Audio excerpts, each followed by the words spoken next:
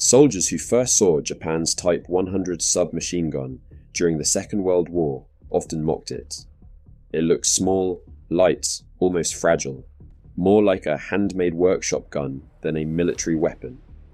Some Allied troops even called it a toy, but that nickname didn't last long. The moment it appeared in jungle fighting, its reputation changed fast. What looked harmless at first turned out to be one of the most disruptive close-quarters weapons of the Pacific War, and the armies who underestimated it paid for that mistake in blood and confusion. The Type 100's secret wasn't power.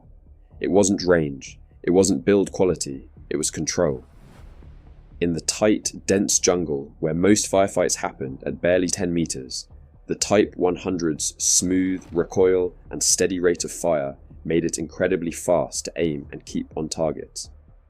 While American and Australian soldiers carried heavy rifles meant for open ground, Japanese soldiers with a Type 100 could fire first and fire more accurately in close quarters.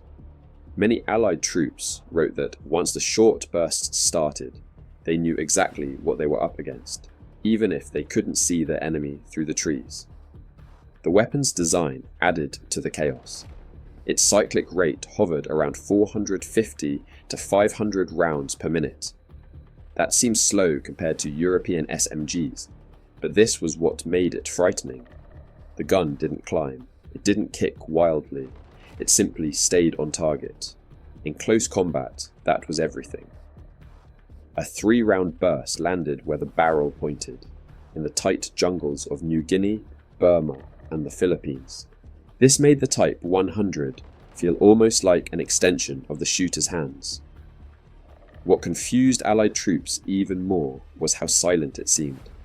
Not truly quiet, but soft compared to the sharp crack of American 45s or the loud bursts of a Thompson.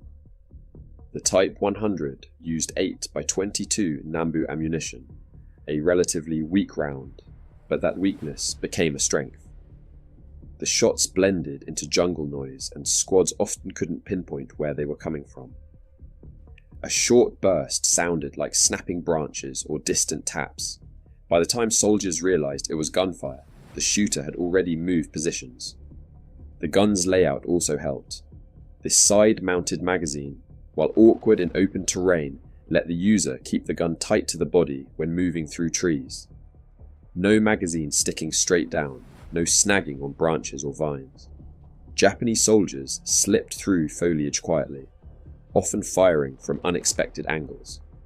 The Type 100's compact size meant it could be brought up to the shoulder in cramped trenches, inside bunkers, or through narrow clearing paths where larger weapons were almost useless.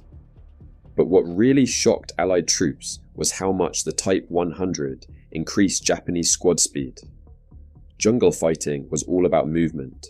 Ambush, relocate, ambush again. The Type 100 allowed exactly that. Quick bursts, low recoil, fast handling. It let Japanese units pull off hit-and-run attacks that felt chaotic and unpredictable. A squad with just 1 or 2 Type 100s suddenly had the firepower to break up much larger groups who struggled to respond quickly with rifles. The weapon had problems. It wasn't well made compared to Western guns.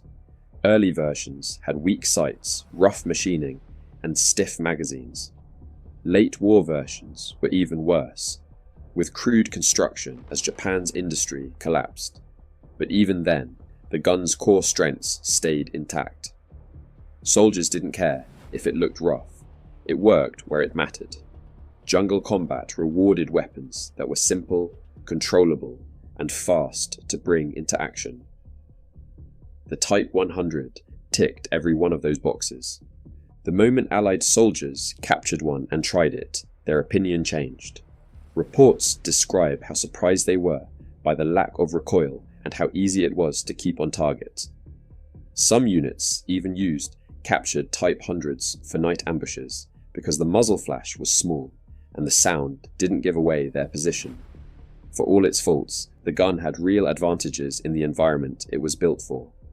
So why did this toy SMG turn jungle, fighting into chaos? because it was perfectly suited for the terrain. It didn't need long range, it didn't need brute force, it needed quick handling, low recoil, and steady bursts, and that's exactly what it delivered. The Type 100 wasn't a powerhouse, but in the thick brush and close ambushes of the Pacific, it was one of the most effective tools Japan had. Soldiers who laughed at it before combat never laughed again after facing it in the jungle.